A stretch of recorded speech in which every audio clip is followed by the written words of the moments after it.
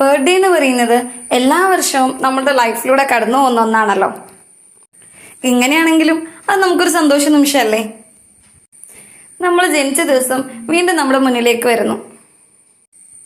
നമുക്കൊരു സങ്കടം വരുന്നുണ്ടെങ്കിൽ അതിൽ നമ്മൾ ഒരുപാട് ദുഃഖിച്ചിരിക്കുകയാണെങ്കിൽ തന്നെ കുറച്ച് ദിവസം കഴിയുമ്പോൾ നമുക്ക് മറ്റെന്തെങ്കിലും സന്തോഷം നമ്മളെ തേടി വരുന്നുണ്ടായിരിക്കും.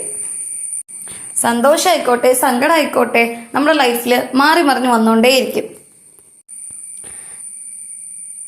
ലൈഫിൽ കിട്ടുന്ന ഓരോ കൊച്ചു കൊച്ചു സന്തോഷങ്ങളും നമ്മളെ കൊണ്ട് കഴിയുന്ന പോലെ നമ്മൾ എൻജോയ് ചെയ്യാൻ ശ്രമിക്കുക. ലൈഫിലെ ഓരോ നിമിഷവും സന്തോഷമാണെങ്കിലും സങ്കടമാണെങ്കിലും നമ്മളതെങ്ങനെ നേരിടുന്നുവെന്നും നമ്മുടെ സാഹചര്യങ്ങളെ അനുസരിച്ചിട്ടുമായിരിക്കും നമ്മളുടെ ലൈഫ് മുമ്പോട്ട് പോകുന്നത്.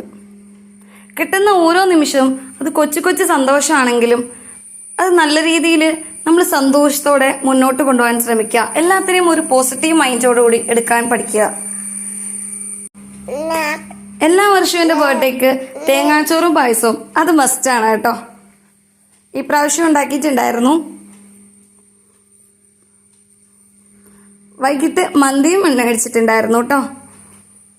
അപ്പം മന്തിയും കഴിച്ച് ഒരു ചെറിയൊരു കേക്ക് കട്ടിങ്ങും കഴിഞ്ഞ് ആണ് അന്നത്തെ ദിവസം നമ്മൾ എൻഡ് ചെയ്യുന്നത്.